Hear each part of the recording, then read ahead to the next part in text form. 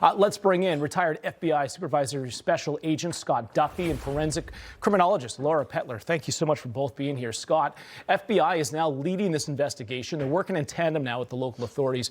4 people, they were detained. Authorities executed this search, as John just went through, within a 2-mile radius there of Nancy's home. But those 4 have been released. It appears that we're now back to square one. What happens now? Yeah, so we continue. When you go back to square one, you're reviewing all the leads that had not been vetted to ensure that something wasn't missed. And this is a typical investigation where you're moving down one direction. For example, we saw 2 search warrants executed on 2 different individuals, multiple individuals, vehicles, and cars. If those don't pan out to be anything, you are then going back to square one, finding yet somebody else through a tip and of course through your evidence. Laura, the investigators, they found DNA here at Guthrie's property. Officials say it does not belong to Nancy or anyone in her close circle of people. And the DNA is now being tested. But an Ozark Trail backpack was worn by the alleged abductor. That was in the video. It's become now a focal point of this investigation. Several gloves found within just a couple of miles there of Nancy's home. How could all of these things now help make a break in the case? Are they getting any closer with this type of evidence now in their possession? Good morning. Yes, I hope that they are. It appears that they have sent some of the evidence for testing, if not all of the evidence for testing that they have. And luckily, Quantico has the ability to get DNA back very quickly. And so the goal would be to get that DNA back and test it against any known forensic profiles of known offenders, and then against even any unknown offender profiles that they would have in CODIS.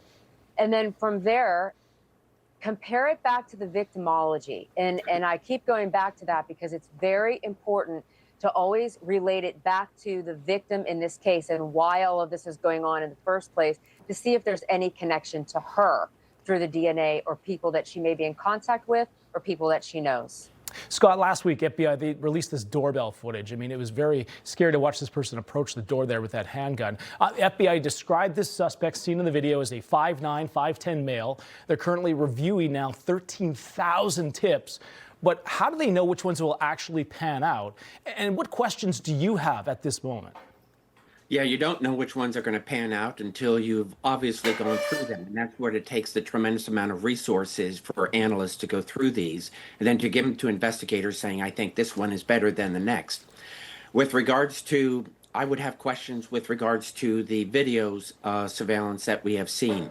No timestamp. So is this an individual that is first arriving on scene to conduct his crime, or is this somewhere during or at the end where he's now doing a reconnaissance mission and looking to see how to clear his tracks? Laura, these ransom notes to the TMZ keeps getting, do you believe that there's any validity to them, or are these potential fraudsters that are capitalizing on the high profileness of this case? You know, John, I think it's very, very important to keep all options open at this point, because what is going on the inside of this investigation is very different than what we know on our side. So the validity and reliability of those types of notes has to be compared to what they know about the investigation, what they found in the crime scene itself, and what they know about Nancy and her habits and her routine activities. And then inferring a lot about the personality, the emotionality, cognition, and the behavior of the people that are allegedly writing these notes, to see if there's any connection to the tips that they're getting. Scott, when this case, I mean, now it's dragging on 15 days, we're into this. How much does time play a factor? We know that Nancy was facing some medical issues as well, but I mean, in terms for the investigation, does time, is that of the essence right now, that they have to, because this is on every TV screen right now, does this give the potential people that are behind this more time to get out of the country or to cover up their tracks? Yeah, sure, John. With every passing moment, you are losing valuable evidence. So, and at the same time, we have a missing person. We have Nancy Guthrie that is missing, taken from the home. Hope is eternal, so both family and law enforcement are hoping for the best and to find her, to return her. So thereby, time is of the essence. Laura, last thought here. What one question in your mind right now with this case? There are so many, but what one stands out to you? One of the questions that I've been thinking about recently in the past couple days is just what the original crime scene processing looked like. And we know from the video that the blood wasn't on the porch when the man appeared to come up to the door. Yeah. But then the blood was on the porch after the fact. And so where did that trail go to? And did they use reagents, Blue Star, or something like an alternative light source actually track that blood off the porch, and where did it go from there? And that way, I was thinking about, could there be a vehicle nearby, because she couldn't walk very far? They would have had to transport her.